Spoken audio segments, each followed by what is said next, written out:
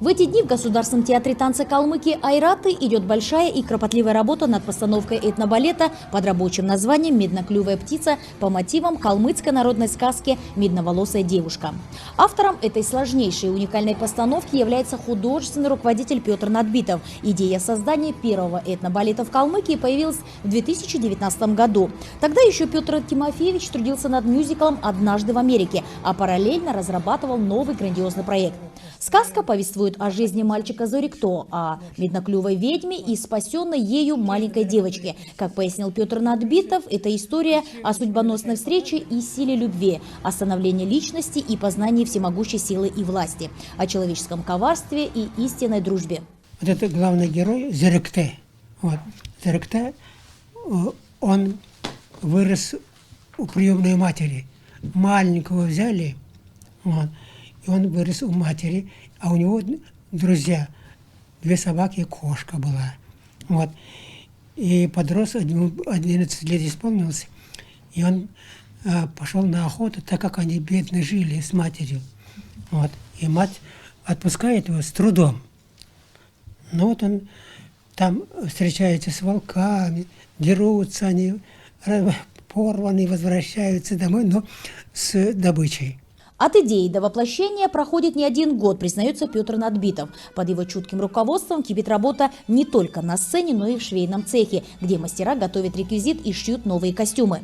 Вот эти костюмы, говорю, старинные костюмы, смотри. Видишь? И он это, рукава какие, посмотри. Вот тот мальчик танцует. Вот плечи какие, посмотри.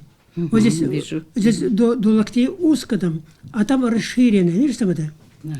Вот. А на плечах вот, видишь, торчат сборки такие большие.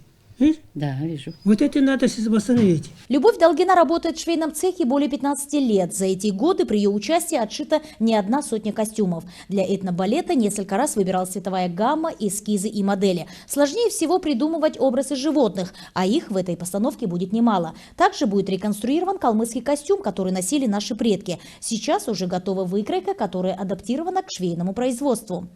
Мы сейчас начинаем шить по эскизам, которые Петр Тимофеевич принес. И начинаем, ткань купили, будем раскраивать. Раскраиваем уже образец сделали, Петр Тимофеевич посмотрел. И это первое у нас получается снег. А потом будет у нас идти последующие мыши, крысы. Автором музыки к этнобалету выступил известный российский композитор из Уфы Марат Файзулин. Из Калмыкии ему отправили либретто, написанное Петром Надбитовым. Вдохновившись новой постановкой, Файзулин приступил к работе. Свой первый приезд в Элисту он привез половину материала, а после начал работу с оркестром.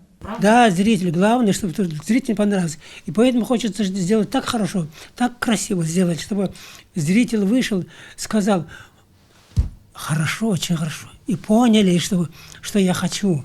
Вот.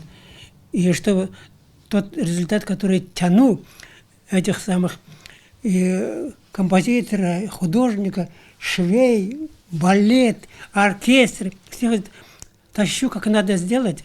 Вот. И если получится результат, тогда я доволен. В постановке задействован не только коллектив театра танца «Айраты», но и воспитанники детской хореографической студии «Тенгринки» при театре танца. Ведь Петр Тимофеевич всегда уделяет большое внимание преемственности поколений и обучению профессиональных кадров. Ну а премьера этнобалета состоится во второй половине 2022 года.